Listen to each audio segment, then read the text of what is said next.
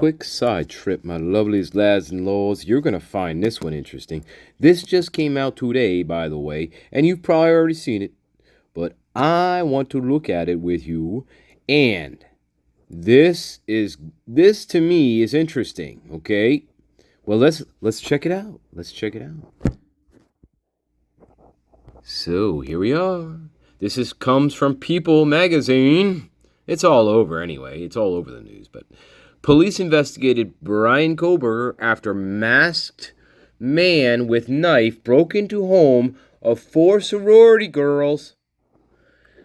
Kohberger became a possible suspect because of the similarities between this thwarted attack and the unalivings of 4 University of Idaho students 10 miles away.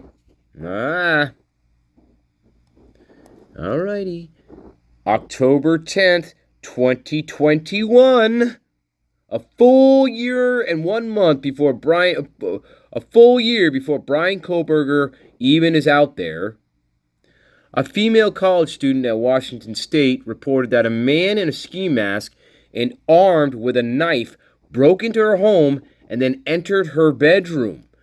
The man fled the home after the female student, who likely was believed to be sleeping, forcefully kicked him in the stomach as he stood over her bed. The attack happened at 3:30 a.m. in an off-campus home where 4 sorority girls lived. Details extremely similar to the Moscow, Idaho event, which would occur a little over 1 year later. Police in Washington investigated BK after a college student reported that a man with a knife again broke into her home and entered the bedroom. This incident happened October 10th, 2021, 8 months before Kohberger moved to Washington and enrolled at Washington State University. But on the same weekend that the school's Department of Criminal Justice and Criminology hosted an event for prospective and incoming students, according to documents released by the Pullman Police Department. Tame my people. Authorities launched an investigation into Kohberger as a potential suspect less than 2 weeks after his arrest for the unalivings of the 4, just 10 miles away in Moscow. The police report in the Pullman case and probable cause affidavit in the Moscow case detail 2 very similar suspects targeting very similar victims in a very similar setting at almost the exact same time with the same weapon. Jack S. G. The other G. You know, the ones who really hate women. Oh, how about Cole? How about Cole? You know, the one who likes to look at women creepily in bars and then, without permission, goes up to them and just starts grabbing them in private places? You mean those people? Remember, 2021, October. Bryan is not even enrolled in the university yet in Washington. Gee, who could this be? I don't know, guys. It certainly is not the lone wolf. No, it is not the lone wolf. Yeah, a 20-year-old student called 911. Hey, at least she know how to do it. Right, Dylan? Right, Bethany? At least she knew how to. And she was 20. Well, look at that. She was 20 years old, but she knew how to call 911 to report that she woke up in the middle of the night to find a masked man with a knife entering her bedroom. Hey, Dylan, can you partner up with this person? This person is actually, well, they know how to act. That's why you're one of the primes. Right? Right. People is choosing to withhold the name of this female student because of the nature of the incident. That man then positioned himself at the foot of the bed, seemingly unaware that the female was now awake, at which point the female forcefully kicked him in the stomach. The armed intruder then fled the home, according to the young woman. At no point did the intruder speak, and the roommate, whose room was on the same floor of the home, later told police that while she did not see anything, she did hear someone loudly running up the stairs. What does that sound like to you guys? What does that sound like to you? Loudly running up the stairs. Yeah. That roommate then called police. Hey, good job. Hey, can you pass that information on to Dylan and Beth? Hey, Dylan has a Go F You account, but I'd rather have you post this on that account to know, so she remembers how to call 911 when you're supposed to, and not be involved in a cover-up here of the unalivings of your friends, Miss Dylan. Oh, you're my prime, my love. You're one of my primes. That roommate then called police after the female student who encountered the intruder came to her room and told her about the masked man with a knife. Are you effing kidding me, guys? Are you fucking kidding me here? What does this sound like? Now remember, this was 2021.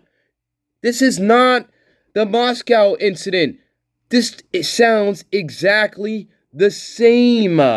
Only in this case, the roommates weren't involved. They actually called 911.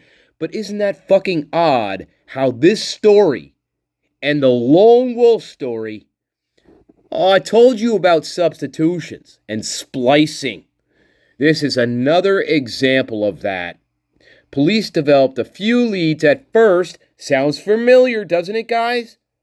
Police developed a few leads at first, just like in this case. But they all had alibis at the time of the attack, and within a few weeks, the case went cold.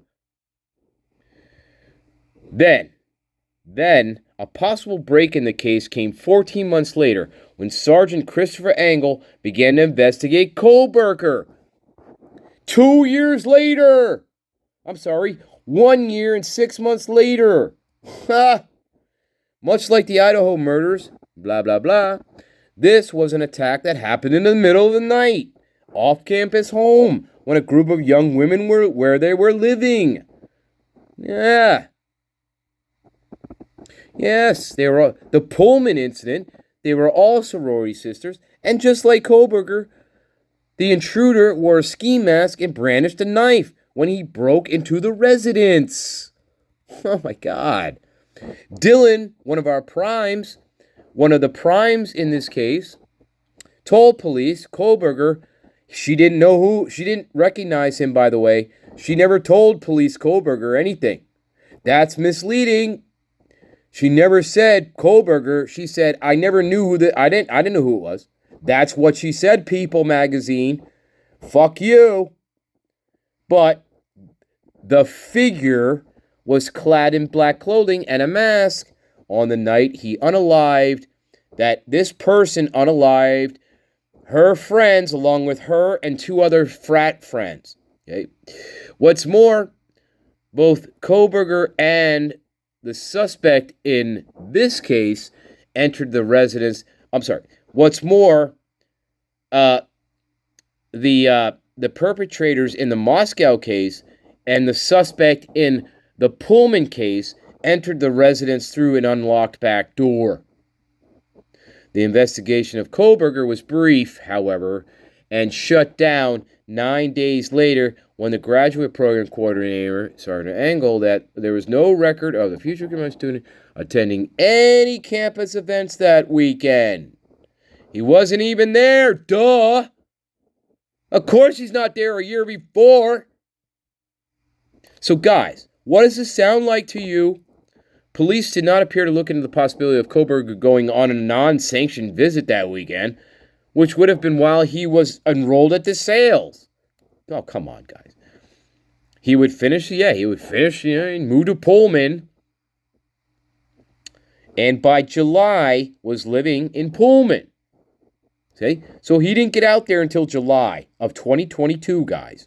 And no, he's not stalking fucking Pullman, Washington a year before when he's not even enrolled in the university yet.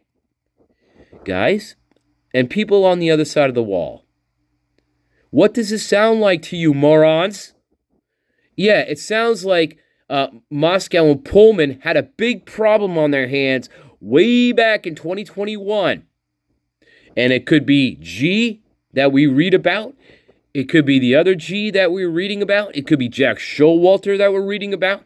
It could be Cole B that we're reading about. All of these people in the Moscow case totally fit this case. Oh, yes, they do. And and isn't it funny that they started developing leads in that case, but all of a sudden they fizzled out and the case went cold? Isn't that odd? Don't you think? Yeah. He is currently residing. Yeah, okay, we know where he is. All right, there you go, guys. I wanted to see what you thought about that. Hey, we're getting on, babies. I love you. Bye-bye.